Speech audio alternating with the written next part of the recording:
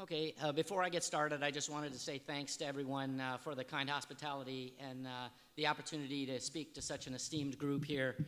As was stated, I'm here as a representative of the Joint Air Power Competence Center, or the JAPCC, and we are affiliated with NATO, but my presentation is not NATO's official position and certainly not the U.S. position. But it is based on a study that I found particularly relevant to the question of what is the meaning of victory in small wars, and also my experience as an air advisor flying Mi-17 helicopters with the Afghan Army from November 2009 to November 2010. Here's the agenda of what I plan to cover today. My discussion will be one of semantics. I don't plan to talk about politics or philosophy, but hopefully the words that I speak today are useful and are interesting to you today. We've heard a number of speakers talk today about using the word small wars, and in academia, the term small wars is known by a variety of terms. You may have heard unconventional warfare, asymmetric warfare, internal security, fourth-generation warfare, and the term that's currently in vogue in NATO is hybrid war. For my presentation today, I will be using the word counterinsurgency, or COIN, and despite this lack of agreement on the term, this type of warfare has been around for a long, long time. In an article that Thomas Hams wrote, he stated that this has been the most prevalent form of warfare since at least 1949. So it's something that's been around and something that's probably not going away. Along with the fact that there is no standard term for small war or counterinsurgency, there's also no standard definition. You hear a lot of times people talk about small wars being a non-existential threat, meaning that it's not a matter of national survival. Well, I would submit that probably the nation of South Vietnam would disagree with you on that. Is this a war fought by irregular forces, one where the enemy doesn't wear uniforms? There's certainly instances throughout history where that certainly wasn't the case. Is it a competition with an insurgent force for the right and ability to win the hearts and minds of the population? Or you see the definition that I have here on the bottom. I like it in that it covers a lot of different topics. It's a limited political military struggle to achieve political, economic, or psychological objectives. And you see I've underlined some terms in here: diplomacy, information, military, and economic. And I use the acronym DIME. I've been told that this is a U.S. term, but it's used to denote the instruments of national power. And these are the things that we want to influence for a war of this type. The important thing to remember here is that military success in these counterinsurgencies often do not lead to victory, because the diplomatic, the economic, or the psychological aspect of a given conflict has been bungled. And you see the example that I hear in my photo that my nation fell to in Vietnam. So then, what then is the meaning of victory? What does a successful counterinsurgency campaign look like? Are there common approaches used by nations participating in counterinsurgency campaigns? And if so, what approaches give a government the best chance of prevailing? These are exactly the questions that were asked in a 2010 RAND study. You heard Mr. Schatz from RAND give a previous briefing. RAND Corporation, for those of you who aren't familiar with them, is a nonprofit organization that helps to improve policy and decision-making through research and analysis. One of the analytical studies that they did looked at trying to answer these questions. And that 2010 RAND study analyzed a variety of approaches to counterinsurgency through a study of the world's 30 most recent resolved insurgencies.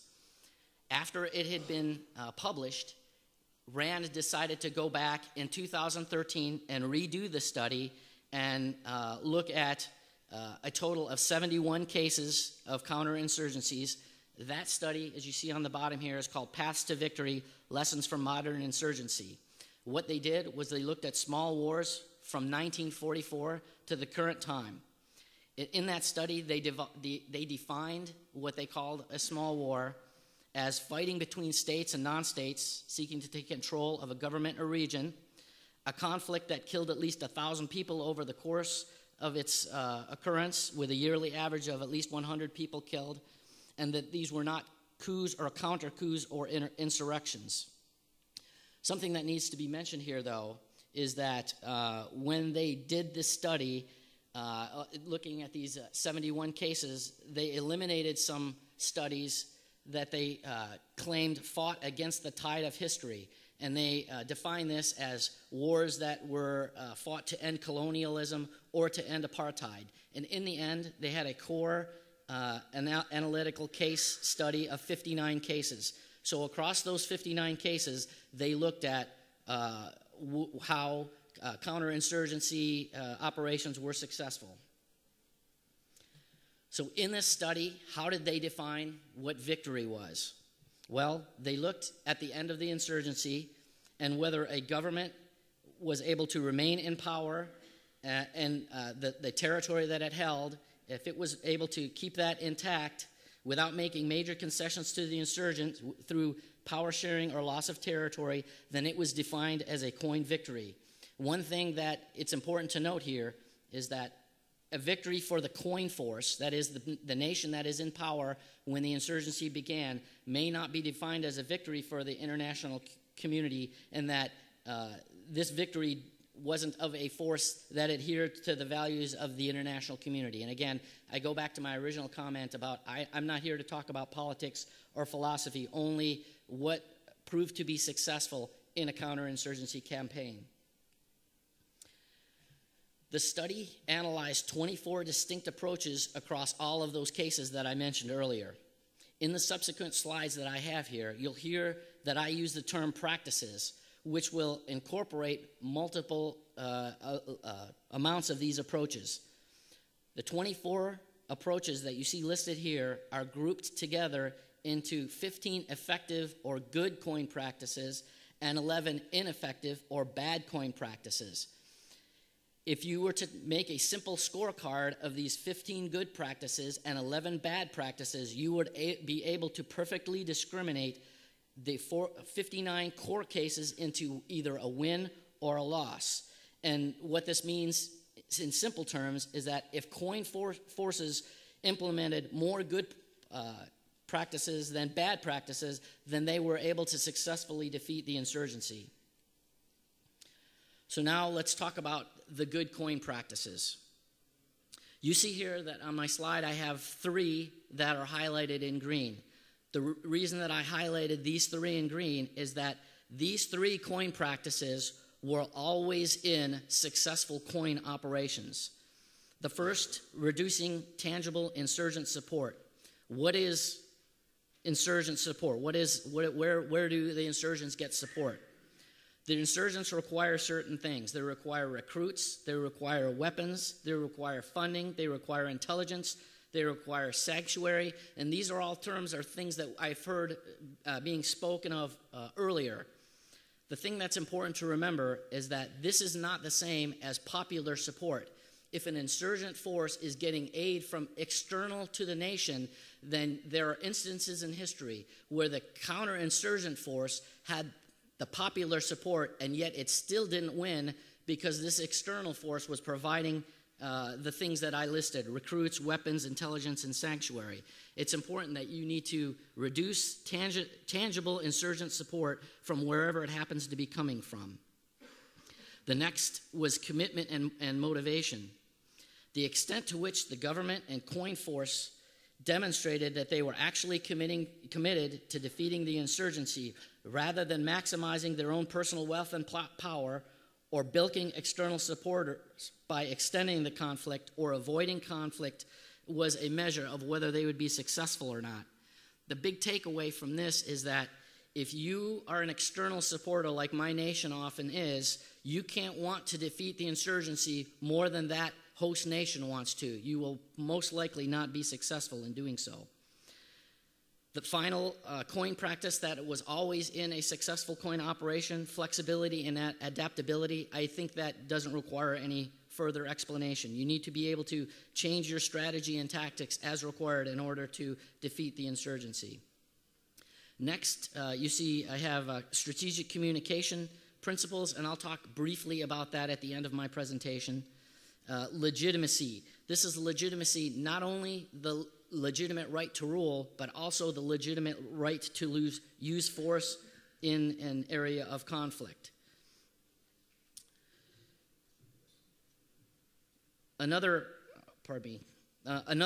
point is government corruption needs to be reduced from the beginning of the conflict so that the government and power is viewed as competent by the populace, and also intelligence needs to be adequate in order to support an effective engagement of the insurgent.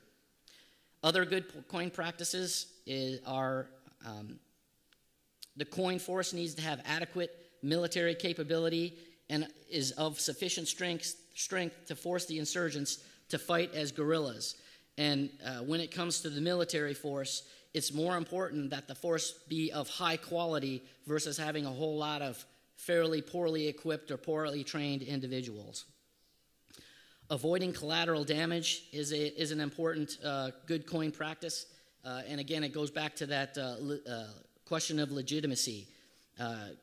The coin force needs to avoid excessive collateral damage, needs to not use a disproportionate amount of force or use illegitimate applications of force. The coin force needs to engage in positive relations with the population in the area of conflict. They also need to provide short-term investment, improvement in infrastructure, and reform the property in the area of conflict controlled or claimed by the coin force. The goal is to achieve improvements that are substantially above the historical baseline from when the coin operation began. The majority of the population needs to feel secure, and those secure areas that you provide need to be expanded as your coin operation succeeds. Another important point that the coin force needs to do is that they need to be able to provide basic services that the coin force just simply cannot. You see the photo here. This was an operation that I was involved in Afghanistan in the middle of 2010.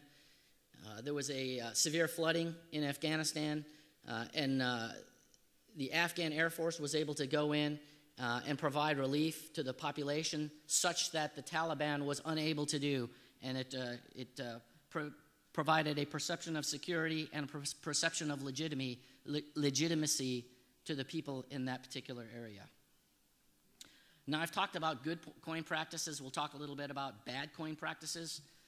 Bad coin practices include using collective punishment and escalating repression, the coin force being viewed as corrupt or having arbitrary personalistic governmental goals, having an external professional military engaged in fighting on behalf of the insurgent. History suggests that if insurgents have external conventional support, the coin force needs to have such support as well. So there's a bit of a caveat there that external professional military is permissible when the insurgent also has that support. Host nation elites need to ensure that they don't have perverse incentives to continue the conflict. The host nation needs to be economically independent, and fighting needs to be initiated by the host nation forces, the coin forces, as opposed to the insurgents. If the coin force is not willing to take the initiative to take the fight to the enemy, it's probably not boding well for your ability to succeed in this campaign. Other bad coin practices, a failure to adapt, the converse of your ability to remain flexible. The coin force is engaged in coercion and intimidation more so than the insurgent. And if the insurgent force is viewed as superior to the coin force by either being more professional or better motivated, that's not a good situation for the coin force to be in. Also, if the coin force relies on looting for its sustainment as opposed to having good lines of communication, that is an indication of not being successful in that coin operation. And again, the coin force needs to have a level of commitment such that they want to defeat the insurgency and are not only seeking to maximize their own personal wealth and power.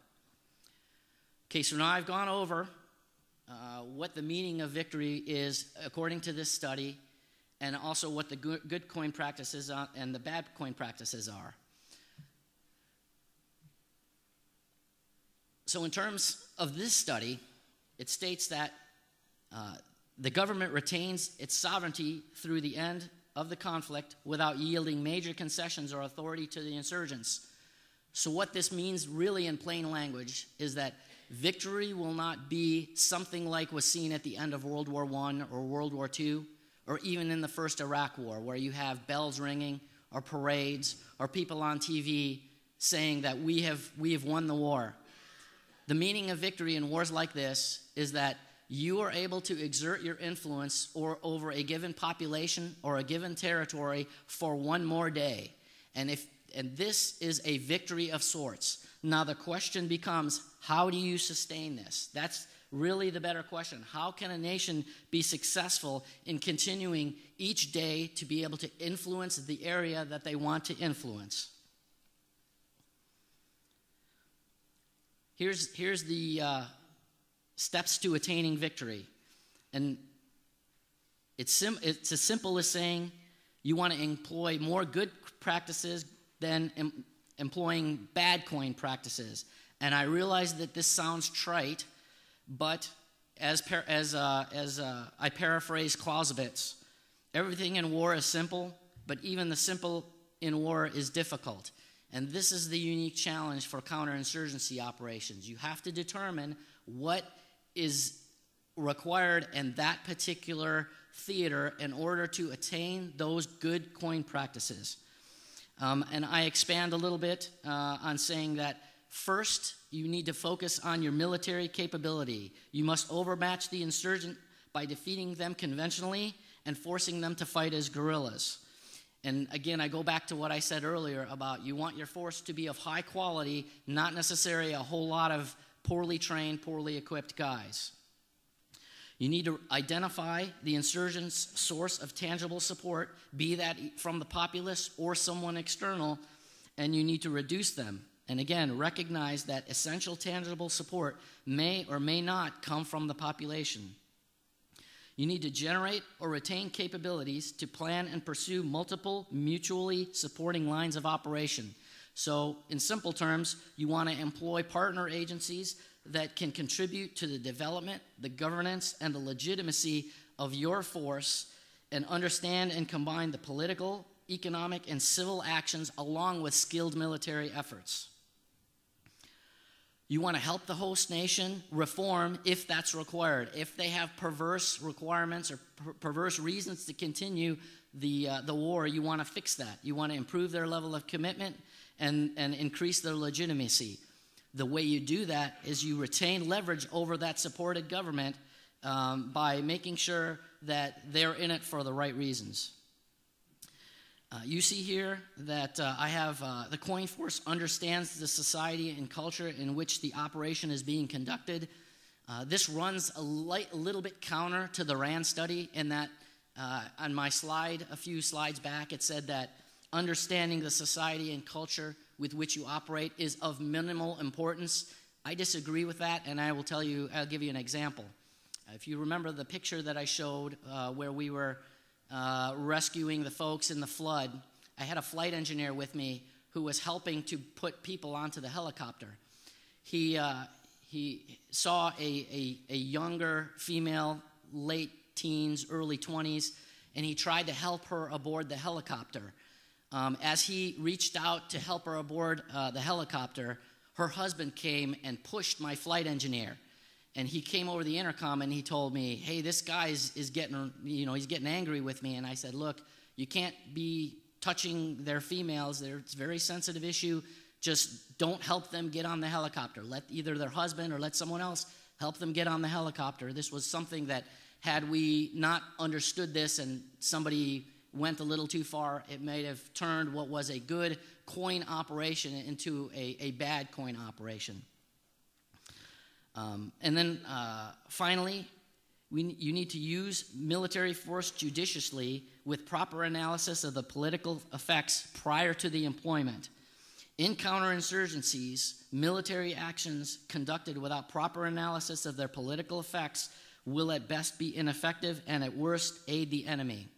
Now, I've run through all of these methodologies to attain victory, and it's important to note that according to the RAND study, you must be prepared to continue having these good coin practices in place for at least 6 or more years on average after you have a substantial balance of good coin practices. So as you've heard earlier, this is not something that's going to happen overnight. It's, according to this study, going to be at least 6 years where you'll have that positive balance of good coin practices. Now, as you remember, I said I would say something a little bit about strategic communications. I want to mention that it's important that you do not let the enemy draw you into committing acts which sabotage the strategic message. This is something that not only we recognize, but the forces that we battle against, they also recognize this as well. The power of the media is important in counterinsurgency campaigns. It's also important in the use of air power. And as I conclude my presentation, I want to mention that my organization, the Joint Air Power Competence Center, we have a conference that's coming up at the end of November where we will discuss air power and strategic communications. If you're interested in attending that, you can please go to our website, which is at the bottom here, or you can come and see me after the briefing. That concludes my presentation, and I hope that was informative and useful to you.